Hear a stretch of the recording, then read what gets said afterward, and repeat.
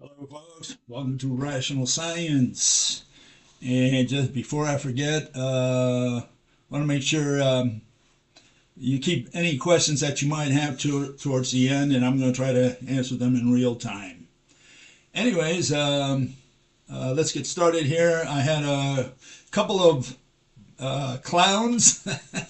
They came over and visited me and had some questions, some comments, and I'm not going to go through all of the stuff that they went through because a lot of it is just absolute nonsense. You can tell simply by the few that I chose that these people are not into physics. They know nothing about physics. They're not physicists. They claim to be, but they're not. You can see by some of the questions, some of the answers they gave me to my last lecture that they're not even in the ballpark. Okay, so let's get started here. We have this clown, and he's from, I guess, from the circus CERN, or he represents it in some way. And he says, he was trying to address my issue that fields are not physical objects. They're concepts, they're numbers. That's how a field is defined. Okay? And here's what Bozo says. He says, what's right? A field is indeed a function. Okay, great. So what's a function? Function's a number, right? Something related to math. Certainly not to physics. It's not a physical object. What's missing? Fields are the degrees of freedom. Okay, so what is a degree of freedom? It's values, something related to values. So what's that got to do with physics? Again, it's got to do with math. And it says their energy and momentum densities are measurable. Yeah, so what? Again, we're not talking about physics, we're talking about math. You're saying you're going to get a number and you're going to put that as what representing a field. So again, what is that? And he says these aren't philosophy. They predict forces we measure. Well, they're not philosophy or physics. They have nothing to do with science at all. When you use the word field as a physical object, you are not doing science. You're doing religion. You're doing witchcraft.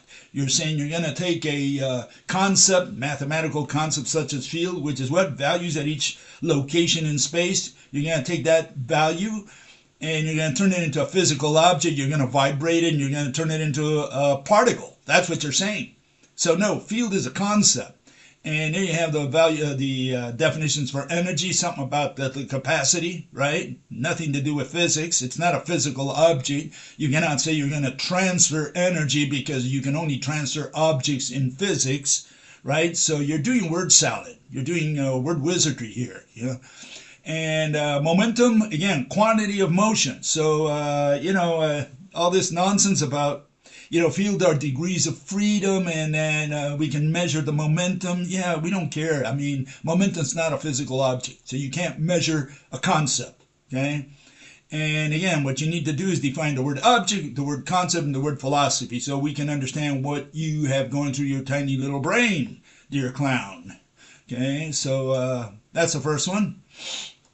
He insists on fields. He went over fields a couple more times. So he says, calling fields just numbers ignores that those numbers encode physically testable energy, momentum, densities that push on stuff in the lab.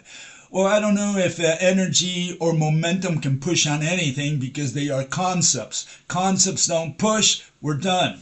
Discussion is over. You can't use the word energy or the word momentum as physical objects and say you're going to push a house with energy.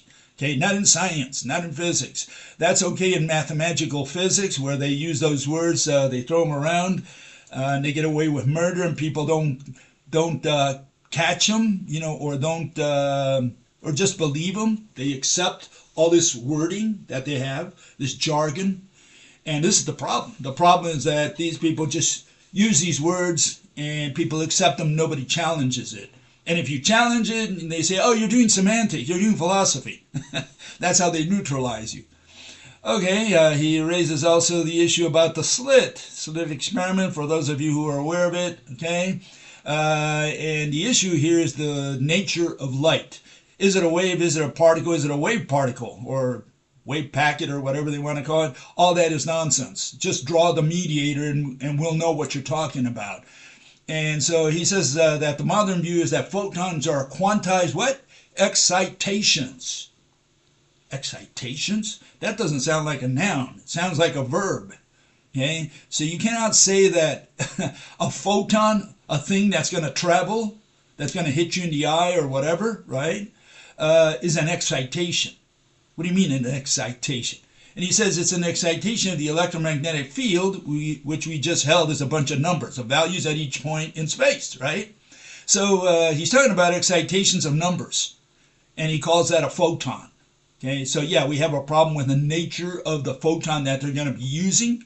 Okay, these clowns at the circus. Okay, and then he says, based on that, he says the single photon double slit experiment, where they shoot one photon at a time, so allegedly, right? You can't consistently simulate that with classical particles or classical waves alone. Right, you can't use it. You can't use particles. You can't simulate that experiment with particles of any kind. And what they do is they invented the magical particle, the quantum particles, which he says it's just quantities. It's quantitatively. So they're not going to explain anything because they don't have a physical object to do the explanation, to do the mechanism, to tell you what the cause is. So they want to do it with numbers. They say we can measure it, we can tell you the values, but they cannot represent it physically. That's the issue, and that's what physics is about. Physics is the mechanism, the cause. That's what it is. Explain.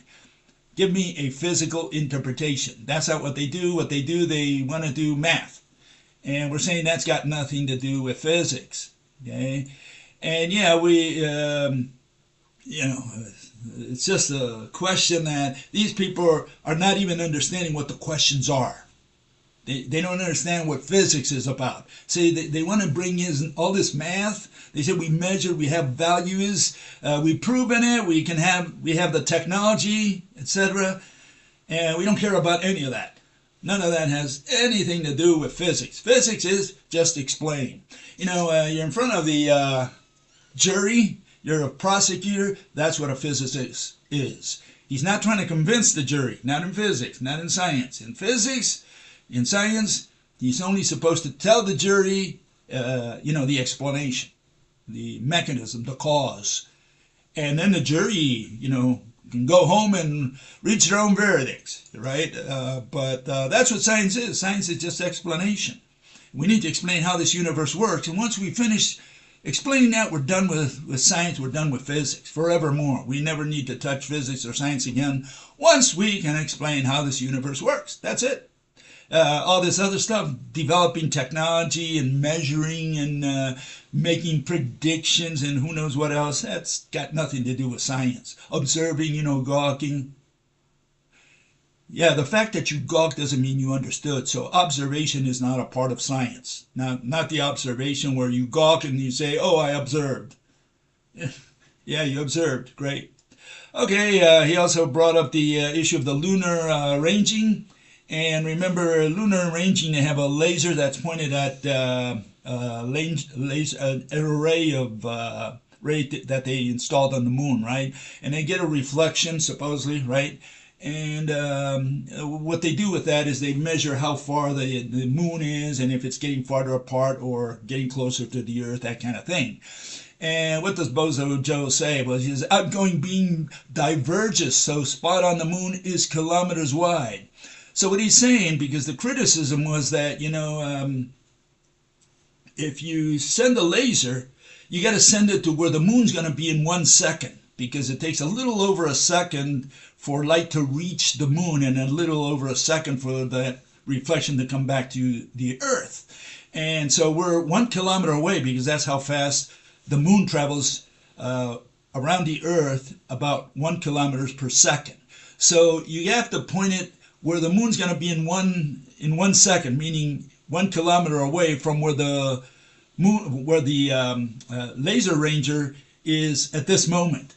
Okay, so you got to point it forward to where it's going to be. And what he's saying is, look, we here I exaggerated. What we do is we illuminate. We point it at the whole moon, so that anywhere in there we catch a glimpse of the little ranger, right, of the little laser ranging equipment there. And so if it moves, it's still within that beam. That's what he's essentially saying. He's saying it's the moon, the spot on the moon is kilometers wide. You know, the laser reaching the moon is not a little pinpoint. He's saying it's kilometers wide. And because of that, he says it hits the laser ranger no matter what. And yeah, the problem there is, again, they have this, if you can see it there on the illustration at the bottom, the light would have to cast or have a curved itinerary in order to hit the moon and then come back to our eye, because the Earth is also moving. Okay, and so yeah, the question is whether light travels like that in curves, because that's what the particles, if you're going to simulate this with particles, that's what it would have to do. It would have to describe a curve. Okay, and so yeah, we have a problem with all the mechanisms involving discrete particles. That's the issue. That's the issue that we're discussing here. Here's another similar issue. It's called ray reversibility. Ray reversibility says that beam of light, a ray of light, just light, retraces its exact path. It goes both ways, in other words, essentially. And what they want to do they do it with one-way particles. So the particle goes in one direction, right, hits the mirror, comes back, but it traces by sheer miracle, right, the exact same path it went through. And that's impossible, because everything in the universe moved. Jupiter moved with respect to us. We moved with respect to Jupiter. Even if you're standing still, you're moving with respect to everything in the universe. That means that if we have discrete particles, they cannot, under any circumstances, have a rectilinear path. They have to have a curved path. And that's not what we see, because if it's a curved path, it would not describe the exact same path it went through. This is the issue. And so he doesn't understand that. He he wants to tell you that we measured, we observed. What do you observe? You haven't observed anything. You have to explain how you explain it with particles. That's how you have to do it. You have to show me on the board, or with a film, how light, a bunch of particles, right, discrete particles, can go and come along the same exact path when everything in the universe moves. That's the only issue. Okay. Then another issue that was raised is, if light goes to a piece of glass there, for example, right, a window, and SiO2, in other words, glass, rounding off, is approximately 1.5 refractive index, meaning that you must divide the speed of light by the refractive index, and you're going to get the speed, according to the mathematicians, right, that light travels through glass. Okay, so light comes in from the vacuum. We're in the vacuum now here, okay, so we have light traveling at 300,000 kilometers per second, goes through glass where it gets slowed down to 200,000 kilometers per second approximately, which is 300,000 divided 1.5 refractive index, right? And here's a $1 million question. Why does light speed up again and travel at 300,000 kilometers per second once it goes past the glass? What speeds it up? How does it pick up speed? That's the issue. Instantaneously, by the way, right? And what does Bozo Joe say? He doesn't even understand the question. He says, at the exit into vacuum, the medium response vanishes. The propagating field solution in vacuum resumes with phase group velocity equals c. Yeah, we know it resumes. He hasn't answered the question. We know it resumes to c, but he hasn't explained the cause. He says just it does. Oh, okay, so that's his answer. It does. So again, he doesn't understand the question, or he can't answer, obviously. Can't answer why it goes back to 300,000 instantaneously, by the way. It passes the glass. It's going through that piece of glass, 200,000, then suddenly it goes, boom, 300,000 again. Yeah. And he says, it does. Yeah, I know it does. Why? Then we have the issue of stopped light that we discussed last week. And again, There's a group that claims they stopped light in its tracks. Well, if it's made out of photons, light, little particles, discrete particles, what did they do? They froze these photons in midair. Is that what they did? They froze it in a region of space. And so, yeah, we have a problem there because, as you see at the bottom there, they illustrate at least, that you can see the bit of light that has been frozen in that region, right? And so that little blob of light, right, is sending, if you can see it, it's sending waves or particles or whatever to your eyes. So how did they stop light if I can see it? I shouldn't be able to see it. It should be completely invisible if they stopped light. But here, this is how they illustrate it, right? And so what does Bozo-Joe say? He stopped light, says, means the optical pulse's energy information is mapped into a long-lived atomic spin polarization or coherence. Whatever all that nonsense means, right? During storage, there is no propagating optical field in the medium. The light is not glowing and frozen. Well, I mean, this is how they illustrate it. I'm just going by what they illustrate. They show a little bit of light. They say they stopped it. What are we looking at? Photons that are standing still? And if they're standing still, how is it that I'm receiving the light? The waves, the particles, the photons, the wave packets, or whatever I'm receiving from them. So again, they make these big claims that they stop light, and then they immediately move to information. They say, well, we can get the same information out of it. Information has nothing to do with the speed of light or with the nature of light. So don't bring up the nonsense of information. That's got to do with technology. And by the way, information is not what you send. We don't send information. We don't transfer information or anything like that. Information is what the person on the receiving end understands by the signal you sent. You put SOS or did and the person over there says, oh, that means help. That's information. Information is always on the receiving end, and it's what the person interprets. It has nothing to do with sending. What you're sending is some kind of vibration, some kind of, turbulence, undulations or whatever, torsions, right? So that's what information is. Information is always on the receiving end. They talk about sending information, transferring information. That's what all these bozos talk about. Anyways, the other one is the sprinkler version of light, which is, if you have photons coming out of a single atom in the sun, right? Now, I want you to focus on this. You have a single atom in the sun, right? That atom is not only spinning and moving around, the sun is also moving, so that means that atom is moving with the sun, but on top of that, that atom is doing its quantum jump, right? And that's how it creates light. It creates the electromagnetic waves that reach our eyes, right? So there's a lot of motions. You got a vibrating motion, you got a spinning motion, and you have the quantum jump. The fact that the electrons falling and falling to a lower energy level and rising to an energy level, and that's how it creates the light that it sends to your eyes. Now, if it's sending out are photons, discrete photons, there's no way all those discrete photons can be in a straight line. Okay, they would be describing a curve in space because everything is moving. It'd be like what I call a sprinkler system. And so here's the sprinkler system, right? Here's the sun sending all these photons out there, discrete balls, right? And it would be like a sprinkler system. None of those drops of water would be following the other one, the first one would not be finding it right behind it in a straight line. They would describe a curve in space. And he doesn't understand it. He says, misconception. Emission events are brief, so who cares? The sprinkler arc picture, the sprinkler arc picture assumes sustained mechanical dragging of photons by the source, which doesn't occur.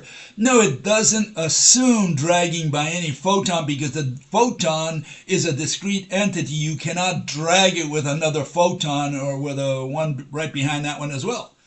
So there's no dragging. Dragging of what? In order to drag, you have to pull. And he doesn't understand that.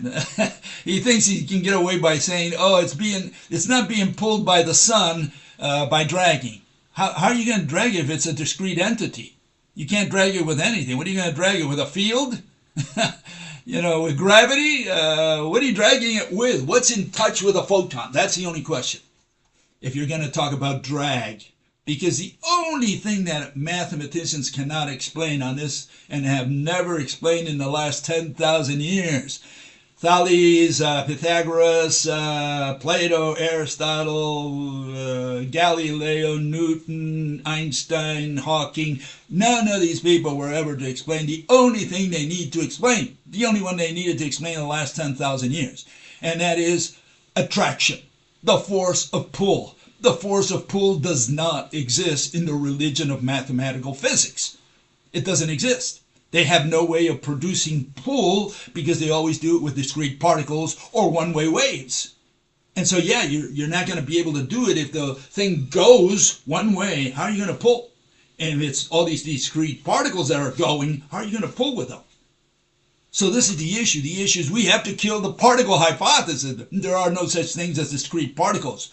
If you want to pull, there is only one way to do it, and that is to put a mediator, an elongated mediator between the two things that are pulling on each other, that are attracted to each other. There's no other way. Okay? And that's the problem. And then finally, this fellow goes in there. Hold on. Let me fix this. Here goes. Okay, we got it there. What you have here is the fact that, when we were showing that you have a laser pointer there, and the light goes forward. If you can look at it directly in the beam, right, that's the shiniest point, the brightest, the one that goes directly along the tunnel of the laser pointer. And the question here, the $1,000,000 question is, I can see that light from the side and from behind to some degree, but I don't see it as intensely as, when you're in front of it. So the question was, why? Why does light travel essentially in a straight line to your eye forward, and that's the highest intensity, when every atom in which it refracts and reflects should be sending it in every direction? An atom sends light in every direction, not in a single direction. And so the question is, why are we seeing it in a single direction, much brighter, right, much more intense than in other directions? We should see it in every direction. If atoms, for example, of the air refract and reflect it. And again, the solution to this, again, that I said the other day, and that is that, all these atoms that are in the tunnel, they enhance each other in the direction of travel of light. In other words, towards your eye. That's the direction in which they all enhance each other. Whereas the atoms that are in the air, they're not enhanced by anything. They come at different angles to your eye, and so you don't have this brightness because they're not. You don't have one atom behind the other all the way to kingdom come. It's just a few atoms that are sending the light to your eyes. Whereas the laser pointer, the atoms that are inside the laser pointer, inside the tunnel, they send it, they enhance each other. They have the same frequency and they're sending it directly to your eye. So yeah, that's the main reason. But he says scattering phase functions are strongly forward, Pete. Yeah, we know that. That's what we have to try to answer. He just describes it. He says most scattering intensity stays near the forward direction. Yeah, why? He says 90-degree scattering is much weaker. Yeah, why? He just repeated what we said. He said, it is so. And this is the problem. People like him, they don't understand even what the questions are. They don't understand the question. They've been so brainwashed by all this mathematical garbage that they taught them in high school and college, and that's all they can do is regurgitate it with all these fancy words saying, oh, look how intelligent I am because I can pronounce these words. Yeah, we need an explanation. That's what we're looking for. And we say, look, light is more intense in the forward direction, and he says, yeah. That was his answer. Great. We learned a lot, from him. Anyways, that's him. we had another bozo, but he's from a parallel circus, I guess a competitor circus, and he's from a circus that does the ether. It's the ether circus, and he put a few comments. I put them all together. Some of these, just to show you how language is so important. What he calls semantics, for him, it's just noise in his ear. It just bothers him, you know. And no, we need to understand the words. If you're going to be giving someone a physical interpretation, you had better get your language straight first of all, okay? And so here he is. He says, this clown, he says, light propagates in a straight line because the ether provides no resistance to its flow. In clear ether, you know, when the ether is very clear, sometimes it's very turbulent or dense, I guess, the beam moves straight. So we have clear ether and dense ether, I guess, okay? Light is energy, whatever energy is. We just covered that. What is energy? Very simple. Energy is a concept. That's what it is. And so he said, you believe it's only a concept. Exactly. That's what it is. It's not that I believe it. It's how it's defined. If you want to define it differently, you want to treat it as a physical object, you got to make a picture of it and point to it and say, that's energy right there. That's what I'm pointing to. That's the way it works. Otherwise, it is a concept. Yes, and so you can't say you're going to move a concept and then accuse me of saying, oh, but you're treating it as a concept. Yeah, because you defined it as a concept. You defined it as what? The capacity, blah, blah, blah, blah, blah, right? And so it says, it's there nonetheless. No, it's not there because you're talking about the existence. He's saying it exists. No, concepts do not exist, not in physics. So you can't say it's there.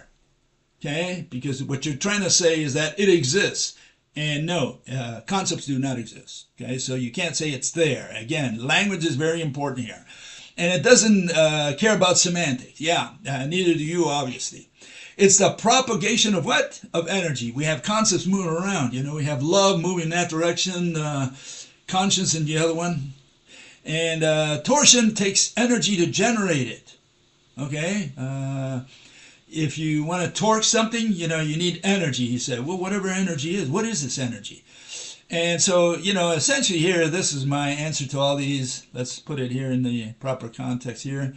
Okay, so what are the problems with his language? Okay, he talks about propagating in a straight line. No such monster in physics. Straight is an adjective. You cannot use it to qualify motion, which is what he's doing. He's talking about straight propagation.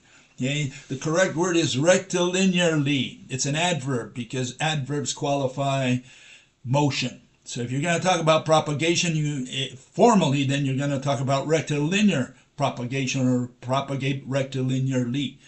Okay? Then you can't put an article in front of the word ether unless you have it as a physical object. You cannot say, look, I'm going to use the ether as a physical object. Then yes, you can put the word the in, or an ether or the ether. You can put any article in front of it. But first you have to point to ether. You have to show us what the ether is. If it's a physical object, it had better have shape because that's the definition of an object.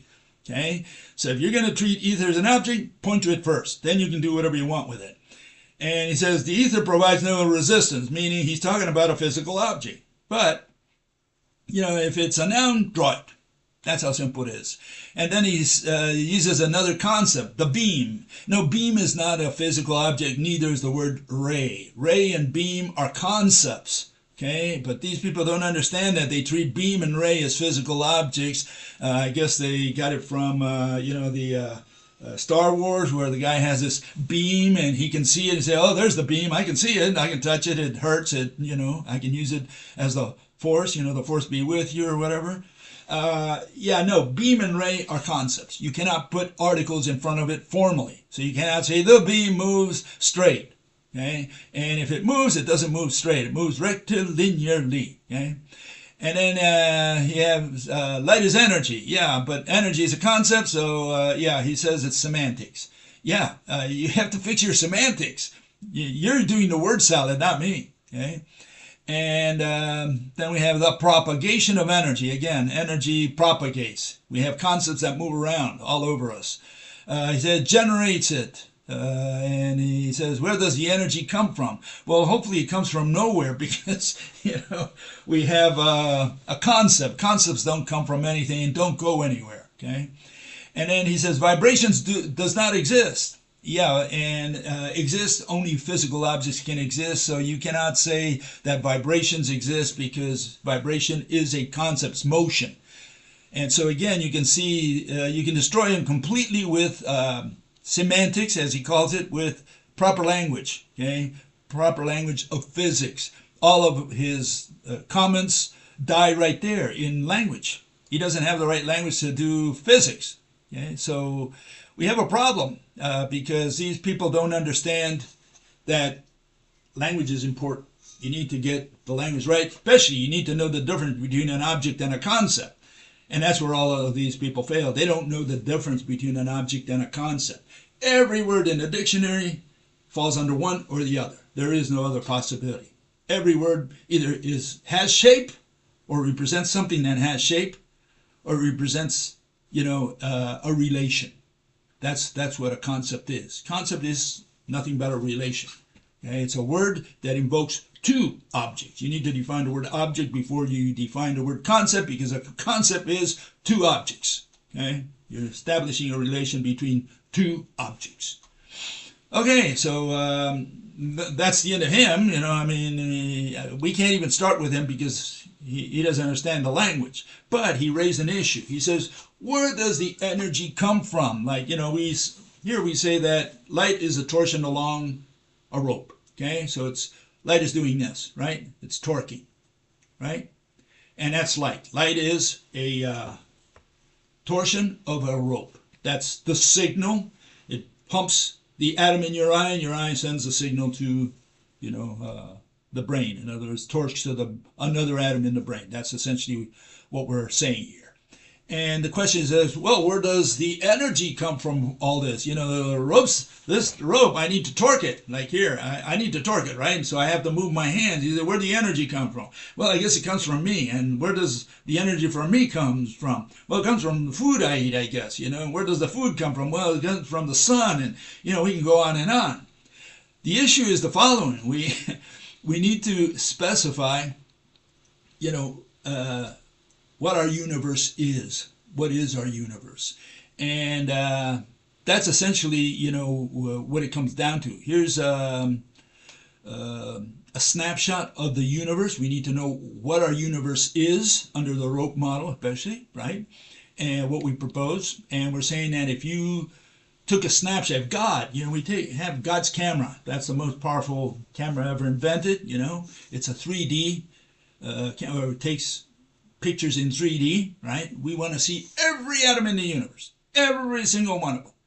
Okay, no more, no less. We want to see every single atom. So what we do is we create this universal movie, and in a single frame, as you see there, we can see every atom that exists in the universe. And let's get rid of all the other frames of the film, of God's film there, or Father Universe's film.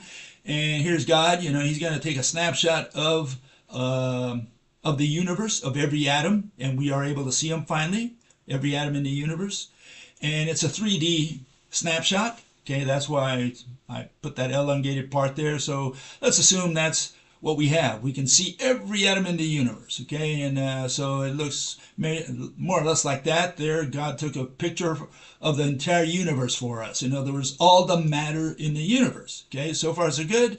I hope you're just following me. This is a conceptual issue. We take a snapshot of every atom in the universe. That's what it is. What's the black stuff? That's space. What is space? That which has no shape. I had to put it, a frame around it. Because to show you the matter in the universe, but that black stuff, it has no ending, and it has no ending because it's not a physical object, so there's nothing outside of it giving it shape. Okay, so space is nothing. What is nothing? That which has no shape. Only things have shape. The something, not the nothings. Okay, so the something that has shape, all the matter that you see in the center. Okay, and we're gonna take a little piece of that. Remember all those atoms, all those galaxies that you're staring at, or atoms, or whatever you want to consider that as, that picture as, they're interconnected. So here we have a piece of that, a small portion of that universe, and you can see that all the atoms or all the galaxies, all the stars, whatever you want to consider that as, are all connected. There's a physical connector that connects all these galaxies, stars, atoms, whatever you want to consider what you're staring at. Okay, and let's get rid of the background so we can see just the interconnections here. Okay, so there we have it. Okay, so all the atoms are connected here, right? And he's asking, where does the energy come from? You know, and the answer is that all these atoms are pumping. You know, they're expanding and contracting. By doing so, they torque the rope. And by doing so, every atom in the universe is sending signals to your atom, to your test atom. You have one atom, you're staring at that one atom only, and every atom in the universe is expanding and contracting, vibrating, moving around, and all those signals are coming to your atom. Okay, so that's where the energy comes from. Okay, and so here, let me show you what I'm talking about in a little more detail. Okay, here we have two atoms. This is what we're proposing. This is the main system. Okay, and you have an atom expanding and contracting, doing its quantum jump. Right? By doing so, it torques the rope, and by doing so, it sends a signal to another atom. In other words, the other atom is also receiving the vibrations, right? We're going to talk about vibrations as being something. It's essentially what's happening is the atom is swallowing one link of rope, what they call a photon, right? It's swallowing one link of rope, and that rope goes through the center. One of the strands goes through the center of the atom, the other one goes around. Okay, and so by pumping, by expanding and contracting, it torques the rope. And every atom in the universe does this. And so this is what you would probably see if you had God's eyes. You would see all these atoms in the universe connected to each other, physically connected by these ropes, these extremely thin ropes, right? And that's what we're proposing, you know, an interconnected universe. That's what we're proposing. Now, if you're asking for where did the energy come from, meaning where did the motion come from, like the original motion? Now you're talking about, you know, you're asking an irrational question because you're talking about first cause, first object, first motion. No such monster. Okay? The universe, meaning matter, has always been there. Space, whatever that is, nothing, right? No, that which has no shape has always been there, meaning it's not there.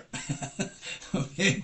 So it's always been there. There was no beginning to the universe, because otherwise you would have to explain, you know, how something, an atom, for example, came from nothing, from empty space, completely empty space. Suddenly, you know, from one frame to the other in a Universal movie, it spontaneously, right, from one frame to the other, bloop, turned into something. By what mechanism? I mean, in the religion of mathematical physics, they say, well, you know, space is full of energy, whatever that is, right? A bunch of numbers, capacity, right? Ergs, joules, calories, what are those? Numbers. So they say there's energy. And this energy is fields, and fields vibrate, and that becomes a particle. Yeah, I mean, if you're going to use your magic wand, right, to create objects from concepts, yeah, you can get away with murder. You know, you have an Alice in Wonderland world, or even worse, because Alice, I think, is a little more rational than mathematical physics. But in real physics, no, you can't create an object from nothing. You cannot have an atom pop in the next frame of the film, no time between them, because remember, you can chop that film as much as you want. And what these people are saying, that from one frame to the other, suddenly there was nothing, and suddenly you have something. And that's impossible. You cannot explain, you cannot rationalize that. Not even God can rationalize that. Okay, so matter has always been there. Has no place to go. Cannot escape space because space doesn't have any boundaries, right? And so matter has always been there. So you cannot talk about first cause. You cannot talk about the first object that was created by whatever. I'll even give you God. You want to bring God into it? No problem. Have God come in there, move his magic wand. Does he create a physical object? By what mechanism? I want to go to his garage and find out, how he did it. I need the mechanism. And not even God can show me that. And then the other issue is motion. Motion has always been there. There's always, matter always has been in motion. And you say, well, what started it all? Well, again, it's like asking, how did the first piece of matter come from? And then the same thing for motion. How do you start motion? Okay, so you would have to have something from the outside starting the motion.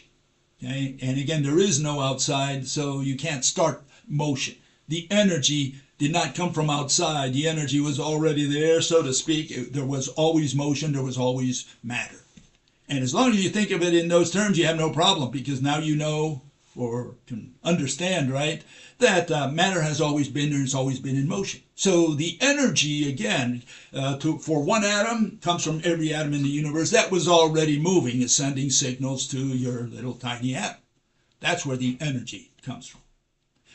Okay, and then there was another fellow, and he asked a question, and the question more or less goes like this: why does light bend when it goes into, for example, a prism or water? You see the bending of the pencil when you look through water. Why does it bend? The cause, what's causing it? What's happening to light? What is it doing inside there? And unfortunately, I wasn't able to get the full thing to it's a very complex question, by the way. And I'll show you there with the summary that I've got there, so that I can hopefully by next week give them a full answer. But I wasn't able to prepare all the props that I needed to answer his question. But let's go little by little, and maybe it'll help everybody think about it and even take it as homework and even challenge me next time. So here it is. Okay, these are the parameters you have to consider. Straight light, what was it? Remember the issue of why light travels straight through through glass, for example, right? Why does it travel straight? In other words, why is the intense part of the beam, why does it go directly to your eye when you point a flashlight or when you point a laser pointer at my eye? Why does it go straight? Well, doesn't every atom refract it and reflect it in different directions? And this is what I'm talking about here. Here it is again. Okay, if every atom in there, for example, the ones in the air, right, are refracting it or reflecting it to my eye from the side, right? I can see the beam from the side. Why can I see it? Because there's a refraction by atoms in the air. And the question is, why don't I see that as intensely as the guy who's looking directly at the beam? That's the first issue we need to answer or understand. Okay, that's one issue, and that's the one that I've pretty much answered it. But I'm going to go over that one again next week when I answer this question fully. Here's the other issue: angle. We have the angle at which the incident angle, the incident beam. How do I want to say this? The light coming in, the white light coming in, touches the surface of the prism, right?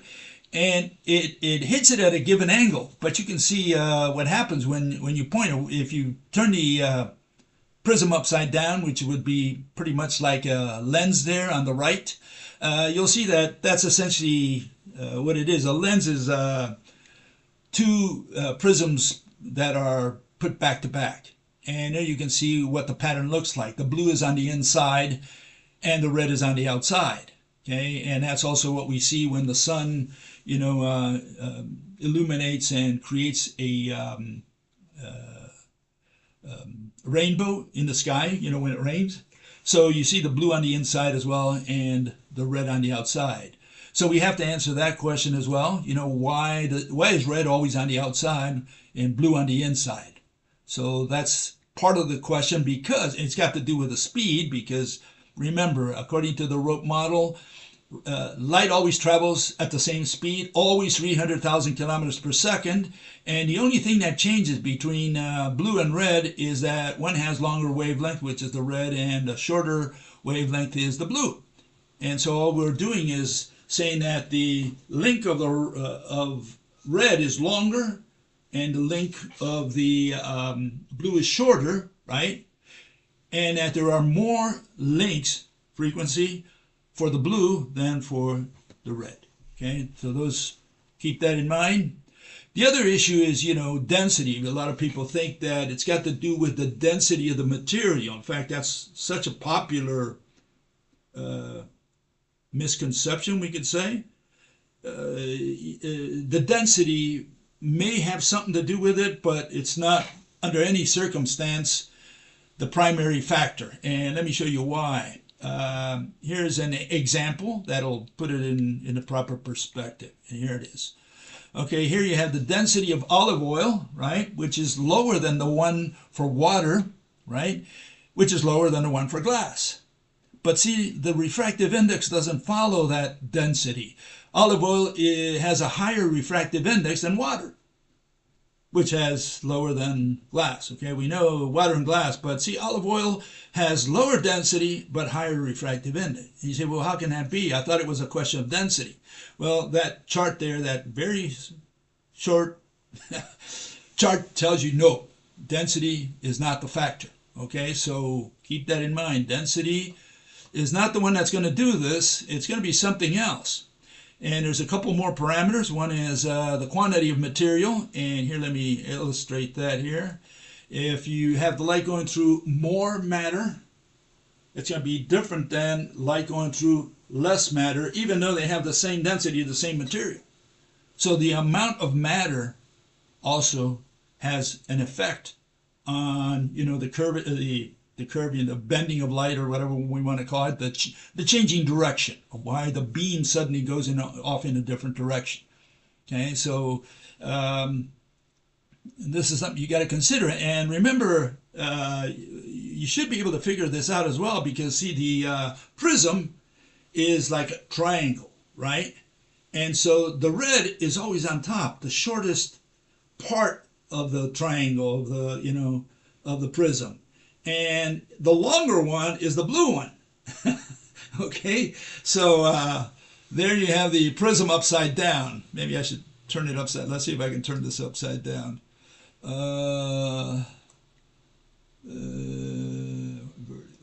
There it is. There you have a prism. And the one on the top would be the red one, and the one on the bottom would be the blue one. Okay, so keep that in mind as well. Okay.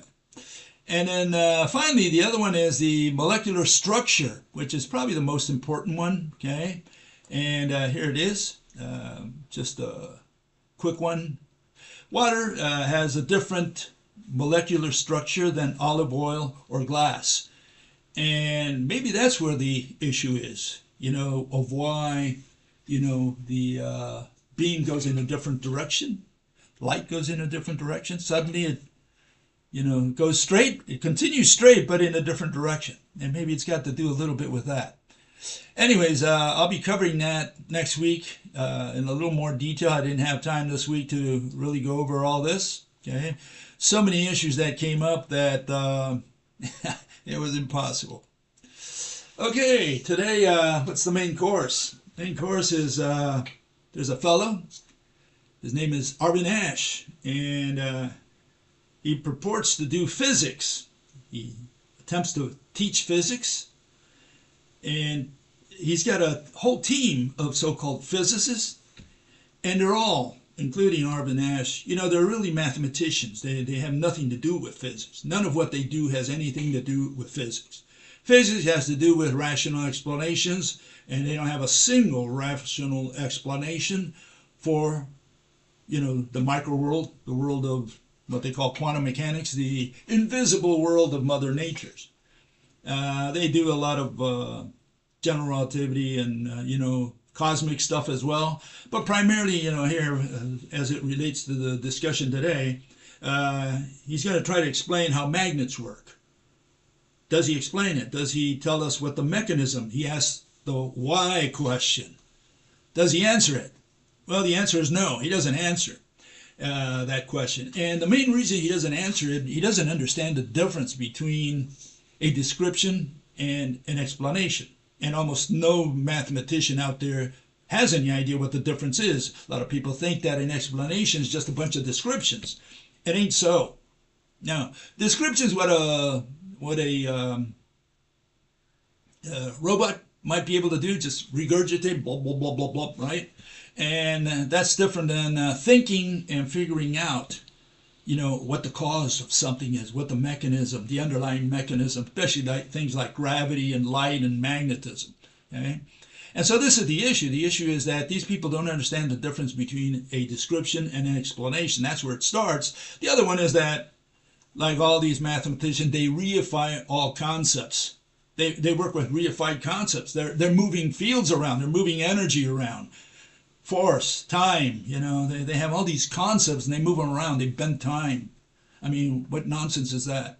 And this is where the problem is. The language. Language has a lot to do with the fact that these people cannot explain a single phenomenon of nature.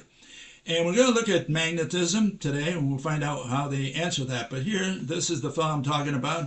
His name is Arvin, and he says he's got a bunch of physicists, so-called physicists, working for him or working with him. And yeah, none of them are. They're all physicists. They're all mathematicians. And why are they mathematicians? Because of that. They work with energy, field, charge, wave function, virtual particle. What the hell is all that? Those are words of incantation. That's what they are. And he starts out on the wrong foot, as you'll see in a second here. I explained the quantum rabbit hole way. He's going to do a little Alice on us. He's going to do Alice in Wonderland stuff, which is all what mathematical physics is, what quantum mechanics is. It's just, nonsense. It's the explanations are all nonsense, okay? And what do? Their explanations are all irrational. Why? Because they explain using undefined math concepts. What they actually do, they reify the concepts, right? And then they move these concepts around. They think, hey, I explained it.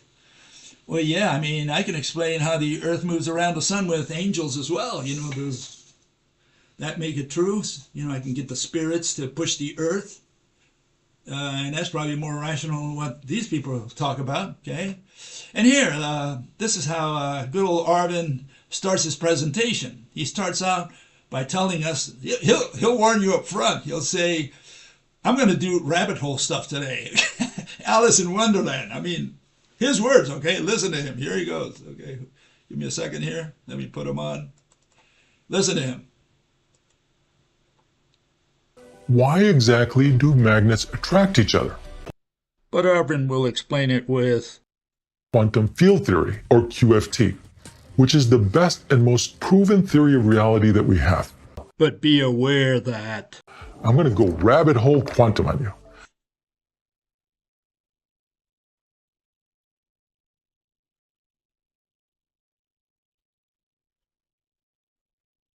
So what's the issue? Well, there are several issues, as you will see. First of all, he's going to use, if they tell you what is the force that mediates the electromagnetic force, right? And it's these photons, right? That's the electromagnetic force. That's what they've always said. But now they say, no, it's mediated by virtual photons. Virtual photons? What are those? And so here, listen to him. He's going to tell you that they're going to use virtual photons to do their magic. And what are virtual photons? They're magical photons that pop in from the void as needed by the mathematician to do his explanation. Then they go back into being nothing. They exist and stop existing, right? Whatever that means, right? And they say, I explained it. So here it is. Listen to him. Here it is. Magnetic forces result from the exchange of tiny particles called virtual photons. These virtual photons act as messengers, constantly exchanged between charged particles and magnetic poles, communicating the electromagnetic force.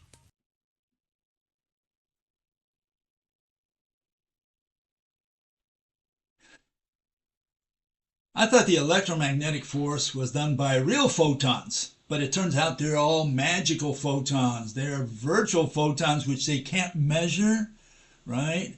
Because they're just fleeting. You know, they come in and out of existence so quickly we can't put the probe on it. Okay? And yeah, I'm wondering how they're going to explain this stuff.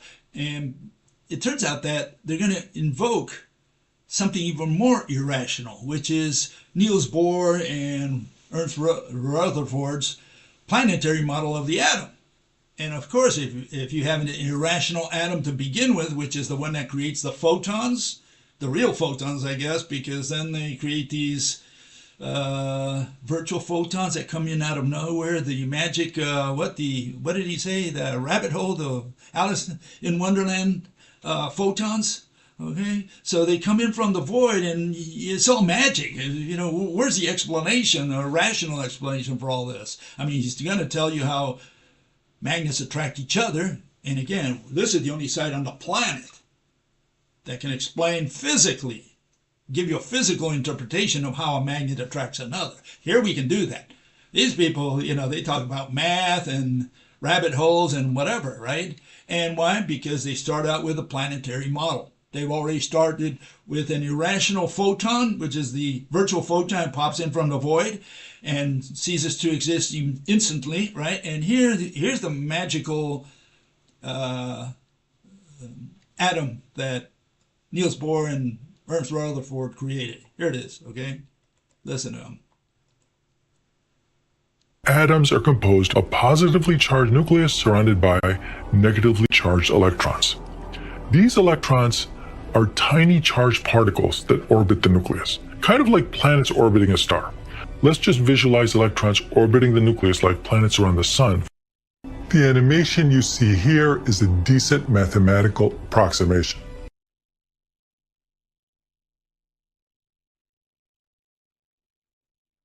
It turns out that those famous orbitals, energy levels, whatever they want to call them, turns out that they are just mathematical concept. They're clouds of probability.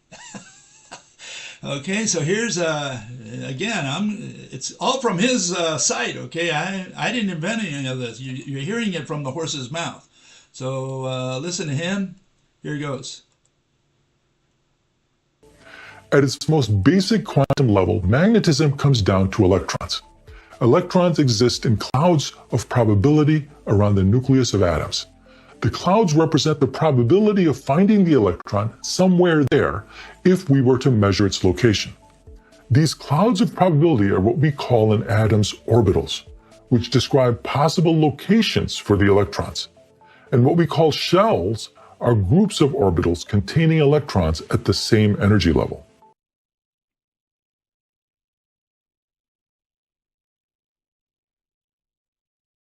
So what are they? Well, we're talking about an electron, which they've never seen. They don't know what an electron even looks like. They say it's a point particle.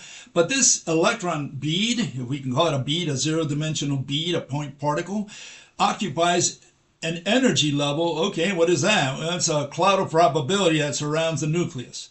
And one is negative, the other one's positive. Okay, whatever that means. You know, I don't know what not positive and negative means except on my bank account. Then I know that, but but as far as physics, I have no idea. Turns out that these electrons, which are point particles, right, have no size. That's according to the Wikipedia. You know, they have no size, no volume, at least nothing that they can measure. So they say, you know, apparently they're talking about a non-entity, but it turns out this zero-dimensional electron, right, spins. And you say, well, what is spin? You mean spin like a top? And they say, well, no, we use the word just to confuse people. So we say spin, but we don't mean spin. Okay, so here's a spin, this property that the electrons apparently have. Okay, here it is. Listen to him. Electrons have a quantum property called spin. Spin is not easy to visualize because it is a quantum property. It's not exactly like a spinning top, but it is a type of intrinsic angular momentum that particles possess, even though they don't physically rotate. It's intrinsic, meaning it's a property that electrons have, similar to the way they have a negative charge.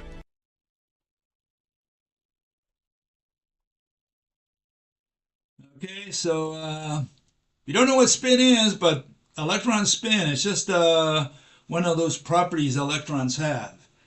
It's not like a top, but it is like a top because that's how they're going to use it. So on the one hand, they say spin is not spin, but we're going to treat it as spin for all our explanations. So we have our contradiction right there and then. We have no idea what spin is, but we're going to use it as if it were a top spinning. Okay, use it as a top, no problem. How do you explain attraction with a spinning top? That's what I want to know. I mean, you have two discrete tops, right? You can do this at home, always in the presence of a mechanic, right? You spin one top, you spin another top. Does one top attract the other one?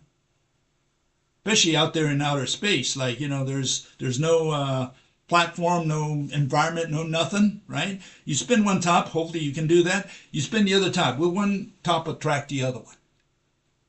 I mean, they're spinning, right? Isn't that the explanation? And so they're going to do it with these spinning electrons. And here it is. This is how he's going to do it. Each spinning electron generates its own miniature magnetic field. The magnetic field lines represent the strength and direction of the force another magnetic material would feel in the vicinity of the magnet. Now, most materials have electrons spinning randomly in all sorts of directions, so their magnetic fields cancel each other out, resulting in no overall magnetism. But in certain materials like iron, cobalt, or nickel, something special happens. In these special materials, electrons tend to align their spins with each other due to quantum mechanical interactions. When electrons align their spins in this synchronized way, their tiny magnetic fields combine, becoming stronger and stronger. Large groups of aligned electrons create microscopic regions called magnetic domains, where all electron spins point in the same direction, creating a strong local magnetic field.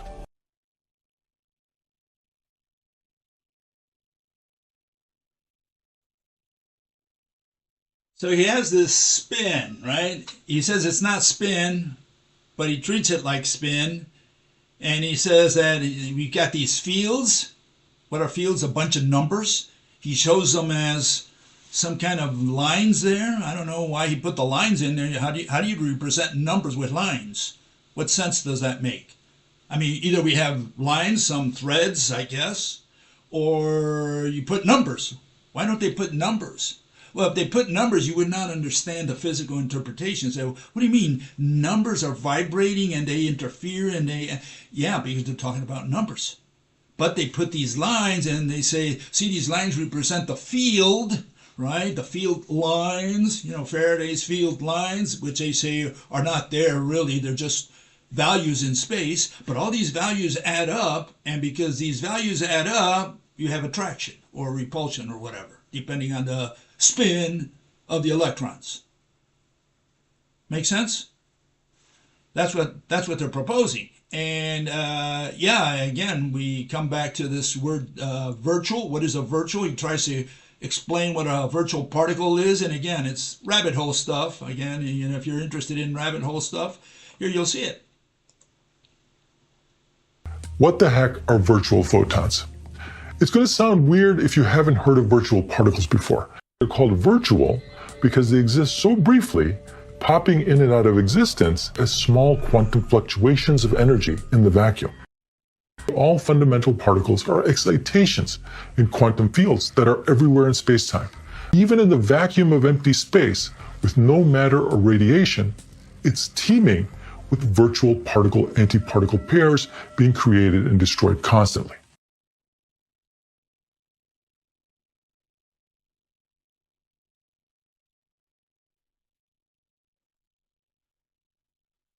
So we have these virtual particles, again, that pop in from the void. We have spin, which ain't spin, right? And then there's another parameter. It's known as charge. And they use this word charge to make their case. And let's find out what charge is. Here's the scientific version, okay? Just for you, okay? Charge. What is a charge? We don't know. We just know that it's a property that some particles possess.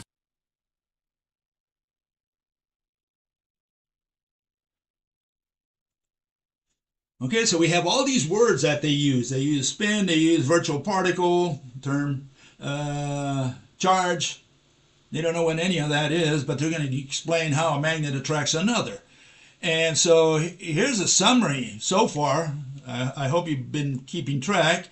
He doesn't know what spin is. He doesn't know what a virtual particle is. He just says it's a magical one that pops in from the void, whatever that is. What's a particle? Is a particle a classical particle? I mean, are we talking about a little corpuscle or a grain of sand that pops in from the void? Or is it just another number for an equation? What are we talking about? Then we have charge. Charge is easy. It's 1.6 times 10 to the minus 19 coulombs. He doesn't know that. He went to school. He doesn't know that. Something as simple as that. All his physicists, the ones that work with him, they don't know what charge is. Yeah, charge is a value. It's a number. That's all it is. Just another number. And they're doing physics. They're trying to give you a physical interpretation how a magnet attracts another. And they're bringing all these mathematical concepts. They're going to do it that way. That's the mechanism they're going to propose, the physical interpretation. But it turns out that they cleaned their nose holes with all that anyways.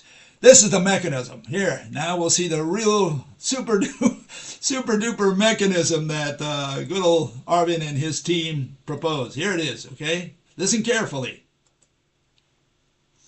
Imagine two people in boats tossing a ball back and forth. Each time the ball is thrown and caught, they push each other. Imagine these two same individuals throwing boomerangs to each other. Each time they do that, they move closer together. Virtual photons are like invisible balls and boomerangs exchanged between magnets, resulting in attraction or repulsion. This virtual photon exchange is something that all charged particles do. That's what a charged particle is.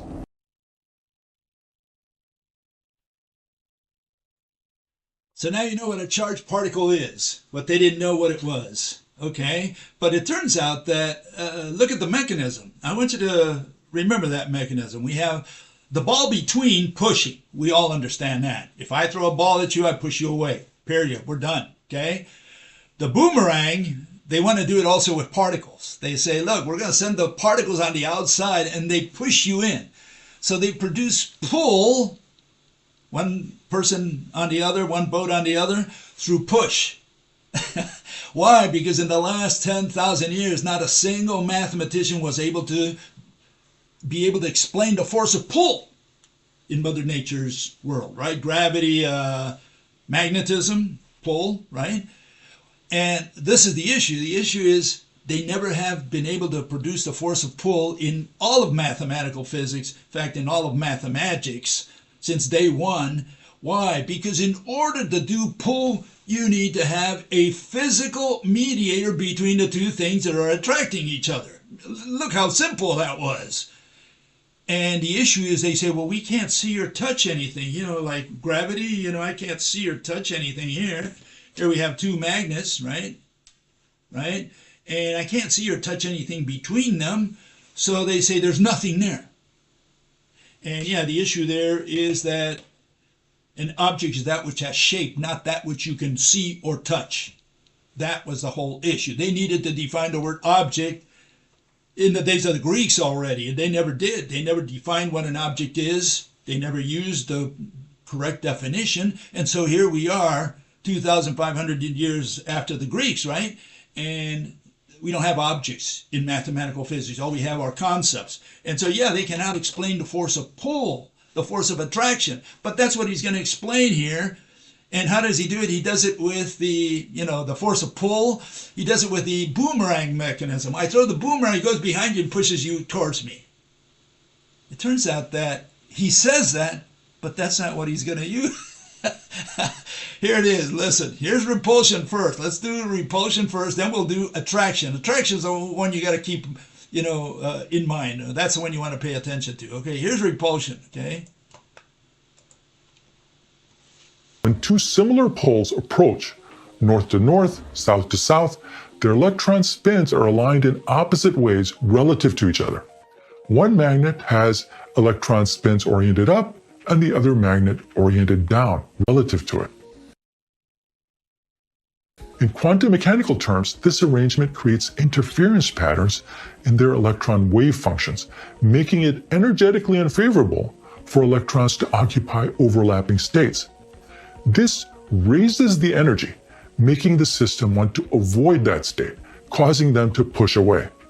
The electron wave functions from one magnet interferes negatively with those of the other magnet. A higher energy state is created in the space between the two similar poles. The materials want to avoid that space and move to a lower energy space, which is away from each other. It's like pushing the two magnets up a hill, which has higher potential energy, as shown in this animation. The lower potential energy is away from each other.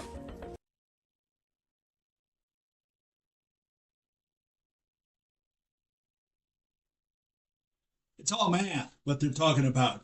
But that's really irrelevant. The issue here that I want you to focus on is that they looked at the region between the two magnets. They say, look, all these superimpose, okay, and they create some effect that forces them to push each other away. Great. How do they do attraction? I mean, remember attraction, what it was from the outside inwards. You push from the outside, push the two things closer together. That's not what he's going to explain. Again, he's going to go between the two magnets, tell you something about some math going on in there between them, and he says, I've explained it. I explained attraction. Listen, this is the big one, the attraction. Here goes. When opposite poles approach each other, electron spins from one magnet align nicely with spins in the other magnet. Their electron wave functions overlap constructively, lowering their combined quantum energy. A lower energy, more stable state is formed in the space between the poles. So the magnets spontaneously move to that space. That is, they move closer together. It's like the two magnets going down a hill to the bottom, which has lower potential energy, closer to each other.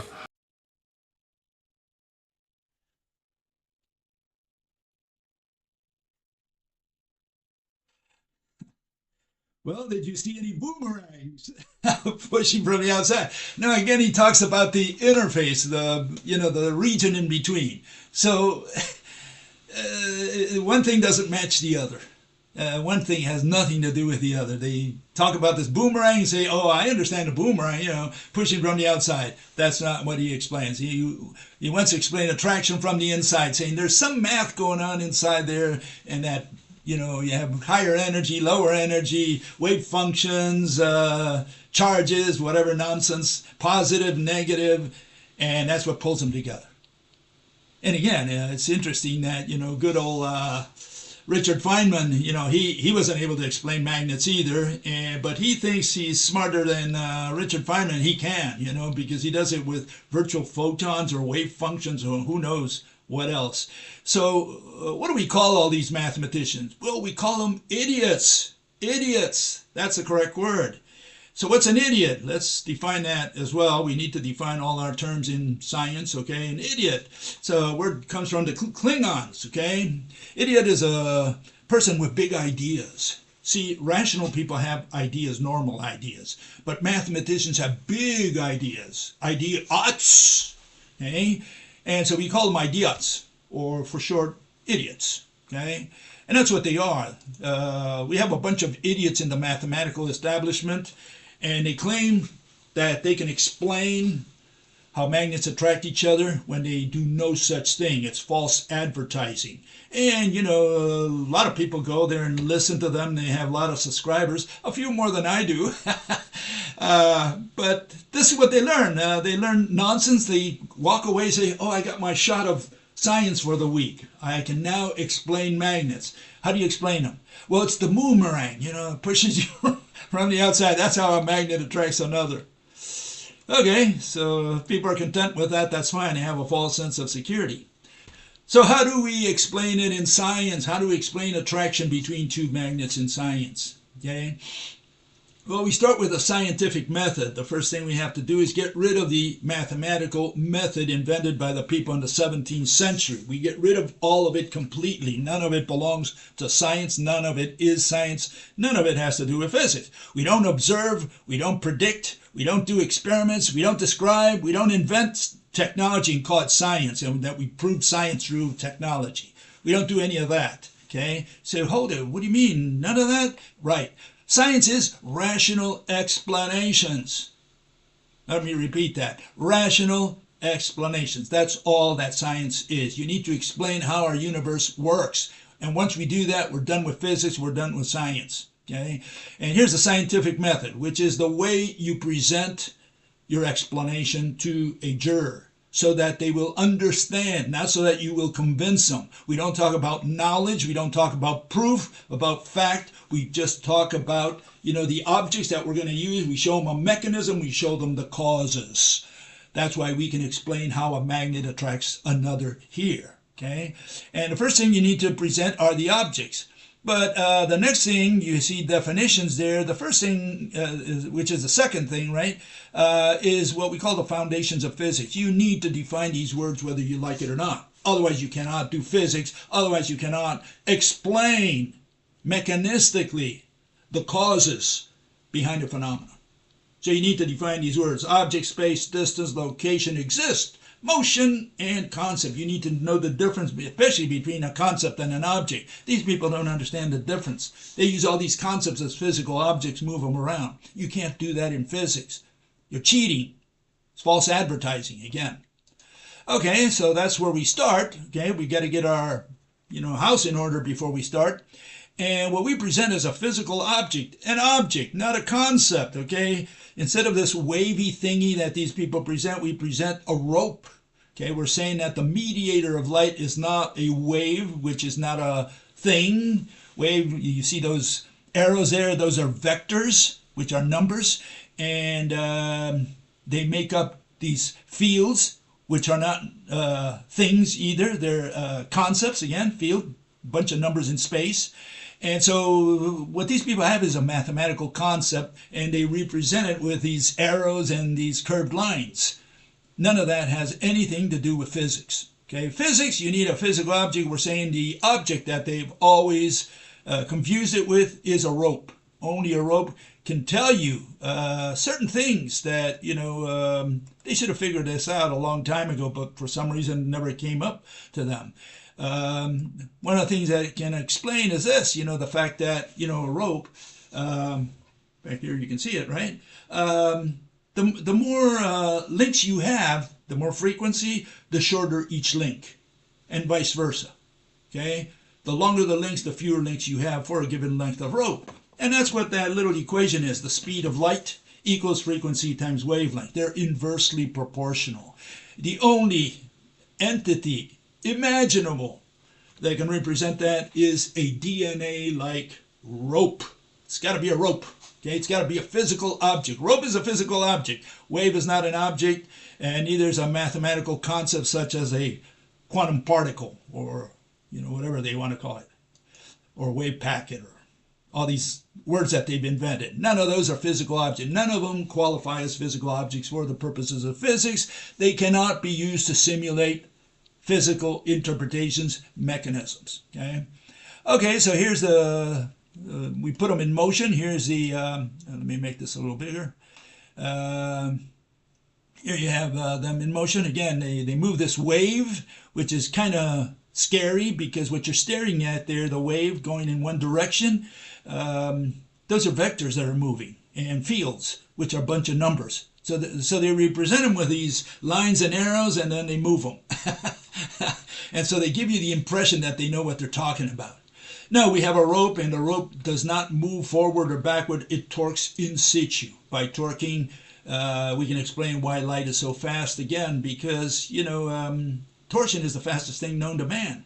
You cannot imagine anything faster than a torsion, and the reason is that it's already at the other end. The rope is connected already at the other end, so it doesn't have to go anywhere. It's the torsion that you can say propagates along the rope. Okay, that's what it is. Okay, so we have a different solution to the problem of physics. Okay, how about the atom? Well, we talked about the atom a little earlier, and here it is. Here's the quantum atom. Little bead just standing next to a bowling ball with a little golf ball going around, and they draw those circles because they want you to understand that those lines, those circles, they're the itinerary. So because otherwise they would have to draw, they would just draw two balls, one ball next to the other. So they draw the lines so it gives you an idea that there's motion built into that photograph. Okay? And what do we replace this nonsense with? Well, we put something else, and it's this. It's the the rope atom, the rope model of the atom. One thread coming from every rope in the universe goes to the center, forms the the proton star, and then the other one curves around and builds, the red one there, builds what we call the electron shell or membrane. It's a membrane that encapsulates a star. That is the atom that good old Rutherford says is primarily empty. What was empty was his head. That's what it was. He had no clue whatsoever. He didn't realize that touch is not a property that Mother Nature has from the start. It's an emergent property. Okay, we can call it like that. Okay, so we're not going to deal with touch now, but essentially an object is not that which you can see or touch. It's an object is that which has shape. And these people say, let's go to the lab. Oh, why are you going to the lab? I want to see and touch what? Gravity? The mediator of gravity, the mediator of light, the mediator of magnetism. You want to see and touch them? They're invisible, intangible. We're not going to prove it, confirm it, verify it by going to the lab. This is a conceptual issue only. That's the only way you will understand it. You got to sit back, do some what they call armchair physics, and visualize. Try to imagine what Mother Nature could be using to do her daily work.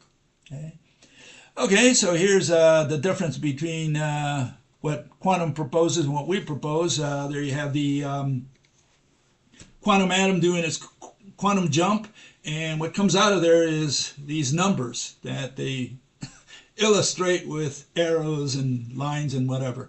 And no, we have a physical mechanism. We have the atoms are pumping, they're expanding and contracting. By doing so, they torque the rope, which is what the atom is made of. Okay, so it's all, there's a single thread in the entire universe. That's all there is. And that turns into every atom and the ropes that interconnect them. Okay? And yeah, I won't go into a detail on that. I've done that in other videos. Let's move on here because we want to look at magnetism. Before we get there, we have to look at electricity. What is electricity? Well, electricity under the rope model is, again, you have these atoms that are pumping, doing their quantum jump. And when you merge these atoms, they can blend. The rope essentially blends into, one atom blends into the other, and the rope that's between them kind of disappears, right? Because it doesn't disappear like, vanishes. What it does is one moves into the other and forms this figure eight, like when you have two hydrogen atoms, you can get an H2 molecule. Why? Because one kind of screws into the other. But anyways, here we show a bunch of merged cells. We illustrate them as atoms here, just a single atom, hydrogen atoms, if you will. But you got to think of them as, atoms that are merged with other atoms forming molecules, okay? Because that's what's going to really rotate. So let me show this here, which is electricity essentially, and keep in mind that, it's swinging around the threads. Why? Because the threads there that you see swinging around, that's going to be the magnetic field, which is 90 degrees to the direction of electricity, which is towards the sides. Okay, so here, let's look at this. You've got the quantum model, which is, all these electron beads moving from negative to positive, whatever that is. Why, we don't know, but they just negative likes positive for some reason. We don't know what that means physically. And we're saying, no, what we have here is clockwise and counterclockwise. If you take a snake, a worm, and from my end, I turn it clockwise, right? From your end, it had better be going counterclockwise. And that's what you see at the bottom there. From one end to the other, so-called negative and positive, that's clockwise and counterclockwise. Mother Nature understands clockwise and counterclockwise. Mother Nature has no idea what you mean by positive and negative, okay? So, but keep in mind, as the electron shells spin, right? They're spinning in situ. They're forming this torque all around. What they're doing is swinging threads around themselves because of the speed in which they spin, okay? And so here we have two gentlemen, axle and rod, okay? And this is going to explain to you the mechanism of attraction and repulsion. Again, we're presenting a physical model of magnetism, okay, of attraction and repulsion. That's what we're going to do here, okay? We're not asking you to believe. We're asking you to understand. People sometimes confuse those. Say, Bill, you believe in... No, it's not an issue of belief. It's a question, do you understand what we're proposing? And there you see one rope. And by the way, people confuse rope with thread. We represent it with a rope. What swings in this theory are the threads, okay? And keep that in mind. There's a big difference between thread and rope. Thread, there's two threads in one rope, okay? What's going to swing around are the threads. But here we're representing it with a rope, and that might confuse some people. But we're just looking at the mechanism here. When Axel, the blue guy, right, his rope comes up, rods comes down, okay? And so they kind of, latch onto each other and pull. That's the mechanism of attraction. What's the mechanism of repulsion? Well, we turn one of them around. We'll take Axel, turn them around, and now the threads, right, are going to be clashing against each other and push each other away. Very simple mechanism. This is what Mother Nature has out there according to us, right? Very simple. And all we want you to do is to understand. Again, you believe whatever you want to believe, okay? But here it is. Okay, so here we have a series of atoms which are merged. And again, you have to look at these primarily as molecules, not as atoms. But we represent them with atoms just so that you can picture the mechanism. That's what we want you to see here, okay? If you have clockwise and clockwise, they're moving all in the same direction like this, right? Then when one comes down, the other one's coming up because you have gazillions of these threads just moving around, just bumping into each other. There's a tiny friction there, and that's the aggregate of that is what pulls one magnet towards the other. The bottom, the opposite. They hit each other and they push each other away, whether it's downward like this or upwards like that. Doesn't matter. Okay, so those are two mechanisms. I hope you understand the mechanism. This is baby stuff. A 10-year-old can understand it. You cannot understand what we're showing there, which is illustrated, which I'm explaining. Well, then you should dedicate your life to something else. Okay, so it's very simple stuff. Okay, so here are the lines of force. This is how they go around, okay, a magnet. If you have the south side where the threads go in, the north side's where the threads come out. Okay, that's the so-called positive and negative. There's no such thing. There's just top and bottom in a magnet. Half of the magnet, the top side, you have going clockwise. The bottom one goes counterclockwise. Okay, that's what it is. That's how the threads. Now remember, you're looking at what's going around. You're looking at walls of threads from the side. Okay, so you're looking at a cross section of gazillions of threads. Sheet, you could say. You're looking at a piece of paper from the edge. That's essentially what we're showing here, okay? And so the arrows are showing what the whole wall of threads is moving around, how it's moving around. In other words, the walls of threads are going to be facing from one end. It's going to be facing another magnet also pointing directly at it. Okay, so here it is. We'll show you now a few more so that you can start getting an idea.